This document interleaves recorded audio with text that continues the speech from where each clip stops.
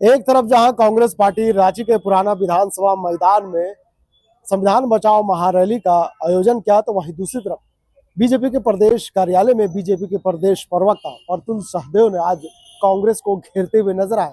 प्रतुल सहदेव ने कहा कि जिस संविधान बचाने की बात कांग्रेस पार्टी कर रही है, उन्होंने 70 सालों में संविधान का एक भी मूलाधार को नहीं बचा पाए। ऐसे में कांग्रेस आम लोगों को संविधान बचाओ के नाम पर गुमराह कर रही है। प्रतुल सहदेव ने कहा कि अब अगर कोई सच में भारत का संविधान बचाने का काम कर रहा है तो भारतीय जनता पार्टी है। आज भारतीय राष्ट्रीय कांग्रेस के राष्ट्रीय अध्यक्ष माननीय श्री मल्लिकार्जुन खड़गे जी और कांग्रेस के तमाम बड़े नेता झारखंड आए थे और संविधान बचाओ रैली को संबोधित कर रहे थे। भाई, सबसे पहले तो जिन्होंने संविधान की सबसे बड़ी हत्या की कोशिश की थी 1975 में, पूरे संविधान को सस्पेंड करके आम लोग, हम और आप जैसे लोगों के फंडामेंटल राइट्स यानी राइट टू लाइफ को भी सस्पेंड करके, राइट टू प्रॉपर्टी को सस्पेंड करके वो आज संविधान बचाओ के लिए हरियाली आंसू बहा रहे हैं। और साहब, 1976 में स्वर्गीय प्रधानमंत्री इंदिरा गांधी, जिनका टर्म तब तक खत्म हो चुका था 71 के चुनाव के बाद, लेकिन चूंकि इमरजेंसी लगी हुई थी तो बिना पार्लियामेंट के वो प्रधानमंत्री बनी हुई थी। ये देश के इतिहास की एकमात्र घटना थी। तो 1976 में स्वर्गीय इंदिरा गांधी जी ने 42वें संशोधन के जरिए पूरे संविधान का स्वरूप बदलने की नापाक कोशिश की थी। उसे नापाक कोशिश इसलिए कहते हैं क्योंकि ये माना जाता है कि उस समय पूरा संविधान का स्वरूप एक तरीके से बदल जाता।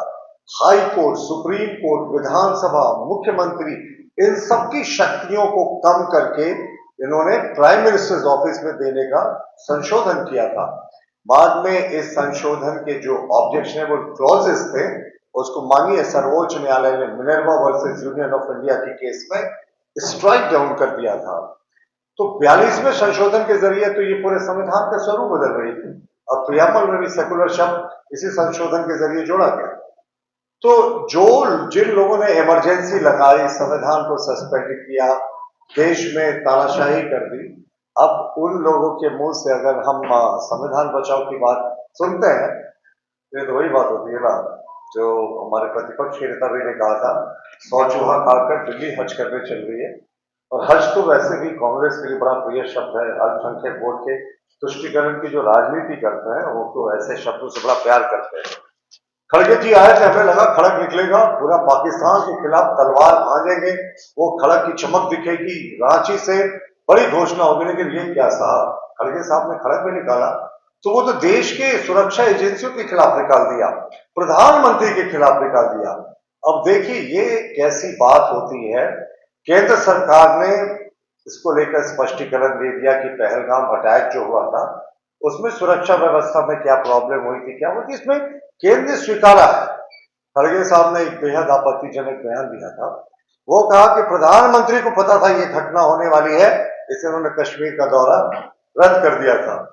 जो सरकारी होम मिनिस्ट्री अफेयर्स के जो प्रवक्ता है उनका बयान आया था कि कश्मीर के डल लेक इलाके में कुछ हमले की आशंका थी। पहलगाम में पिछले 2 दशकों से कोई आतंकवादी घटना नहीं हुई है। वो सीमा से करीब 200 किलोमीटर दूर है, बहुत सेफ जगह माना जाता था। लेकिन केंद्र सरकार ने अपना पक्ष क्लियर कर दिया है कि सुरक्षा में क्या चूक हुई थी। लेकिन खड़गे साहब आज जो इंटेलिजेंस फेलियर की बात कर रहे हैं और देश के लिए प्रधानमंत्री पर तरह तरह के प्रश्न उठा रहे हैं, तो इनको याद रखना चाहिए कि देश में 2 बड़े सुरक्षा फेलियर हुए। भारतीय जनता पार्टी ने इन दोनों सुरक्षा फेलियर्स की ओर ध्यान आकृष्ट किया, लेकिन सरकार पर कभी उंगली नहीं उठाई। सबसे बड़ा देश का सिक्योरिटी लैप्स, इंटेलिजेंस फेलियर था जिस समय एक सिटिंग प्रधानमंत्री स्वर्गीय इंदिरा गांधी जी की हत्या प्रधानमंत्री आवास में उनके बॉडीगार्ड्स के द्वारा कर दी और इंटेलिजेंस को कोई फीडबैक नहीं था। आप ये सोच सकते हैं कि किस तरीके का इंटेलिजेंस फेलियर था ये। इससे बड़ा देश में कोई इंटेलिजेंस फेलियर नहीं हुआ जब प्रधानमंत्री जी की हत्या उनके बॉडीगार्ड्स ने कर दी देश के प्रधानमंत्री आवास के भीतर। दूसरा जो सबसे बड़ा लैप्स था इंटेलिजेंस का देश के इतिहास में, वो 26/11 का मुंबई अटैक था, जब 10 लोगों ने 4 दिन तक मुंबई शहर को हॉस्टेज बनाकर रखा था। 300 से ज्यादा लोगों की जान गई थी। आप सोचिए, इंडिया का फाइनेंशियल कैपिटल है, आर्थिक राजधानी है मुंबई, उसको 10 आतंकवादियों ने 4 दिन तक हॉस्टेज बनाकर रखा था। तो उन इंटेलिजेंस फेलियर्स पे, वो प्रधानमंत्री आवास पे हत्या होने की बात हो, या 26/11 पे पूरे एक शहर को 4 दिन तक कांग्रेस के शासनकाल में होस्टेज रखने की बात हुई हो, हम लोगों ने कभी प्रश्न नहीं उठाया। हम देश के साथ खड़े रहे। हमने तो कहा कि साहब, देश को जो कठोरतम कार्रवाई करनी है वो करनी चाहिए। और लगे हाथ, आज आपको एक बड़ा महत्वपूर्ण जिक्र करना चाहेंगे। अमेरिका के तत्कालीन राष्ट्रपति बैराक ओबामा ने अपनी एक पुस्तक लिखी थी, अ प्रॉमिस्ड लैंड। बैराक ओबामा जिस समय, उन्होंने अपने संस्मरण में लिखा कि जिस समय मेरी प्रधानमंत्री मनमोहन सिंह जी से मुलाकात हुई 26/11 हमले के बाद, तो मैंने कहा कि रिटेलिएशन क्यों नहीं हुआ, आपकी तरफ से जवाबी कार्रवाई क्यों नहीं हुई। प्रॉमिस लैंड, जो उनकी ऑटोबायोग्राफी है बैराक ओबामा जी की, उसमें लिखा है कि प्रधानमंत्री मनमोहन सिंह जी ने कहा, इससे मुसलमानों के खिलाफ देश में गुस्सा बढ़ता और भारतीय जनता पार्टी जैसे दलों को बढ़ावा मिलता। ये मेरे बोल नहीं है, ये बैराक ओबामा, अमेरिका के तत्कालीन राष्ट्रपति ने अपने संस्मरण में अ प्रॉमिस लैंड में लिखा है। तो इंटेलिजेंस फेलियर की जो बात उठाते हैं ना, मैंने तो आपको उदाहरण दे दिया कि किस तरीके से भारत, उस समय का भारत और अभी के भारत में क्या अंतर है। पहलगाम का हमला हुआ, पूरा देश शौक में है, बड़ी कार्रवाई की बात कही है। प्रधानमंत्री जी ने तो कहा है कि मिट्टी में मिला देंगे जिन आतंकवादियों ने इस कार्रवाई को अंजाम दिया और जो लोग इनको प्रश्रय देने वाले थे। अब ये लोग साहब काउंटडाउन कर रहे हैं, 13 दिन, 14 दिन, 15 दिन। इंतजार कीजिए, सेना को पूरी छूट दे दी गई है।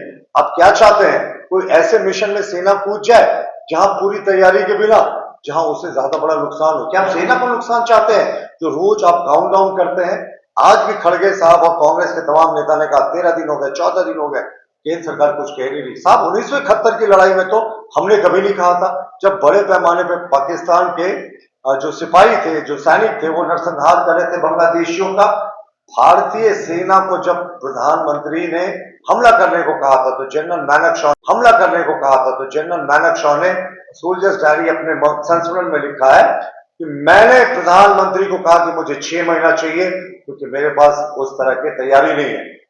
तो जवाब दिया जाएगा ना सिर्फ आतंकवादियों को, बल्कि आतंकवादियों के आकाओं को भी। और हम आपके माध्यम से बताना चाहते हैं, कांग्रेस पार्टी को विचलित नहीं हो। समय भी हम तय करेंगे, तिथि भी हम तय करेंगे, लेकिन मारेंगे तो जरूर उन सारे आकाओं को जिन्होंने आतंकवाद को प्रश्रय दिया है, और उन सारे आतंकवादियों को भी नेस्त नाबूद करेंगे।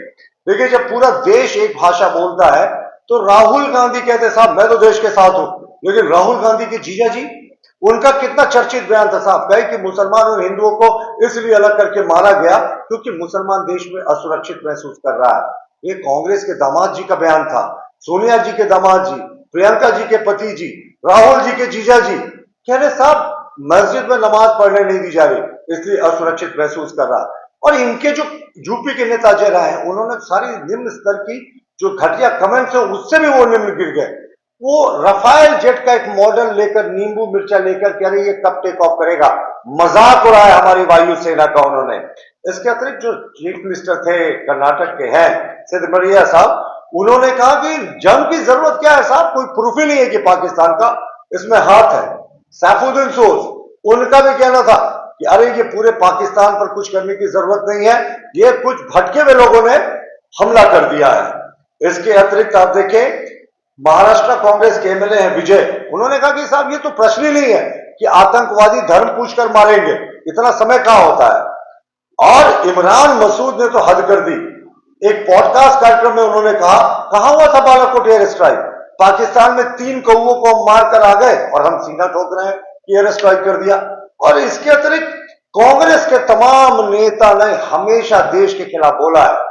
तो हम तो कहते हैं ना कि जो हमारा आंदोलन था कि पाकिस्तानियों भारत छोड़ो, तो पाकिस्तानियों के साथ कांग्रेस का लबादा ओढ़े इन पाकिस्तान परस्त लोगों को भी वाघा बॉर्डर खोलकर उसके बाहर करना चाहिए। देखिए, आज एक और बात उन्होंने कही, मल्लिकार्जुन खड़गे साहब ने, जातिगत जनगणना पर कि हमने उन्हें झुका दिया। अरे साहब, जातिगत जनगणना को लेकर अगर आप बात शुरू करें ना, तो बात बहुत दूर तक जाएगी। 1900 आप इसे देखिए 1872 से 1931 तक लगातार जनगणना होती थी, उसमें जाति का कॉलम था।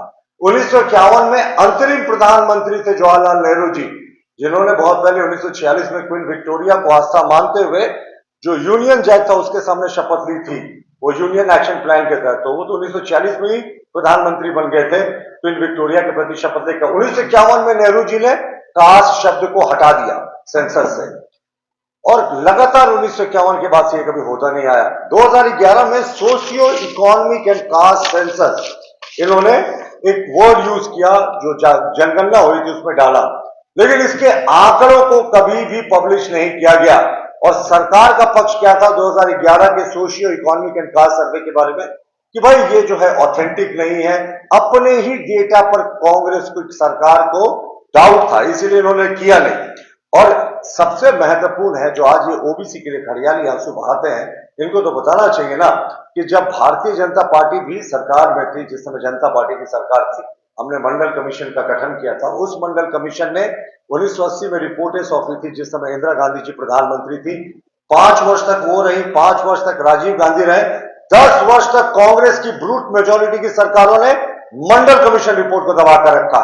1990 में जब विश्वनाथ प्रताप सिंह तत्कालीन प्रधानमंत्री ने इसे लोकसभा में इंट्रोड्यूस किया, तो तत्कालीन प्रतिपक्ष के नेता राजीव गांधी जी उठे और पॉइंट बाय पॉइंट इसका विरोध किया और कहा यह देश को तोड़ने वाला है और ये इससे गृह युद्ध की स्थिति उत्पन्न हो जाएगी। ये सारा आपको आर्काइव में जो लोकसभा टीवी है आपको वहां मिल जाएगा, लोकसभा के जो मिनट्स ऑफ द मीटिंग होते हैं उसमें मिल जाएगा। तो ये तो वो लोग हैं जो हमेशा मंडल कमीशन और जो पिछड़ों को आरक्षण देने का विरोध किया करते थे। तो भारतीय जनता पार्टी की सरकार पहली सरकार थी जिसने ओबीसी के लिए आरक्षण मेडिकल कॉलेजेस में भी व्यवस्था की, और जिसमें विश्वनाथ प्रताप सिंह ने मंडल कमीशन की रिपोर्ट को लागू किया था। उस समय उस सरकार में हम भी सम्मिलित थे, लेकिन कांग्रेस पूरे तरीके से एक्सपोज है। तो मल्लिकार्जुन खड़गे साहब, आज बड़ी सभा की बात थी, भीड़ के बारे में तो मैं कुछ कहना ही नहीं चाहूंगा कि भीड़ कितना था, इन्होंने आकलन किया था, रोज तस्वीरें दिखती थी। कांग्रेस के नेताओं ने निरीक्षण किया, कांग्रेस के नेताओं ने क्राउड मैनेजमेंट का किया। कहां क्राउड था साहब? उतना ज्यादा क्राउड तो हमारे जिला की मीटिंग्स में आ जाता है, जिला की रैलियों में आ जाता है, जो आज कांग्रेस के राष्ट्रीय अध्यक्ष में आया था। सुपर फ्लॉप रैली थी, लेकिन उससे भी आपत्तिजनक थी। आज मल्लिकार्जुन खड़गे साहब का अलग निकला जरूर बयान से, लेकिन वो देश के खिलाफ ही निकल गया। इस विषय पर कोई प्रश्न मत करो जी। जो 17,000 सिखों का नरसंहार हुआ था 1984 में, जब उनके पिताजी स्वर्गीय प्रधानमंत्री राजीव गांधी जी ने कहा था कि साहब बड़ा वृक्ष गिरता है तो कंपन होती है, क्या उन जानों को लौटा देंगे? क्या उन मौतों को लौटा देंगे? जो लाखों लोगों का maintenance of internal security act, जिसमें बेल का प्रोविजन नहीं था, 1975-77 के बीच में इमरजेंसी के दौरान गिरफ्तारियां हुई थी, उसमें से कुछ एलाइंस कांग्रेस के साथ भी है, क्या उनका बीता हुआ समय लौटा देंगे? माफी मांग लेने से और जो इनके कुकृत्य हैं, दोनों में बड़ा डिफरेंस है। 17,000 सिखों की बेवाओं से जाकर पूछिए, उनके बच्चों से जाकर पूछिए, जो 1984 के दंगों से आज भी डरा रहे हैं।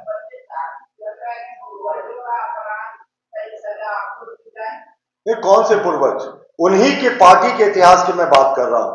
और ये तो बात हमेशा होती है ना कि देश का पार्टीशन आखिर किस पार्टी ने रेजोल्यूशन पास करके किया था? मोहम्मद अली जिन्ना कि मुस्लिम लीग और कांग्रेस ने, दोनों में सहमति हुई थी। और नेहरू जी तो ऐसे प्रधानमंत्री थे जिस समय वो इंडिया कैबिनेट प्लान के तहत वो प्रधानमंत्री बनने के लिए कांग्रेस के अध्यक्ष को 1946 में मौका दिया गया था। तो उस समय की 17 जो प्रदेश कमेटी थी उसमें से एक में भी नेहरू जी का नाम नहीं आता, लेकिन महात्मा गांधी की अनुकंपा से नेहरू जी प्रधानमंत्री बन गए थे, क्योंकि महात्मा गांधी जी ने कहा था ये नहीं बनेंगे तो ये ठीक नहीं होगा। तो जो अनुकंपा से लोग बनते हैं, और देश का क्या इन्होंने हाल करके रखा, और आज घड़ियाली आंसू बहाते हैं साहब ओबीसी के लिए। ये कौन सी बात? मुख्यमंत्री जी का वो नाम भूल गए स्टेज से, मल्लिकार्जुन खड़गे साहब, ये मानवीय भूल हो सकती है, इसके लिए हम कोई टिप्पणी नहीं करना चाहेंगे। लेकिन जो देश के सुरक्षा एजेंसियों पर इन्होंने आज प्रहार किया, प्रधानमंत्री पर शक किया कि इंटेलिजेंस का उनको जानकारी थी, ये बेहद आपत्तिजनक है। कहां साहब, पाकिस्तान पर निकालना था खड़ग को और ये देशी पे निकाल दिया। तीसरा, अब और कोई अगर प्रश्न करना चाहे पांडे जी के अतिरिक्त, मैं आता हूं आपके पास, अगर कोई और नहीं होता है तो।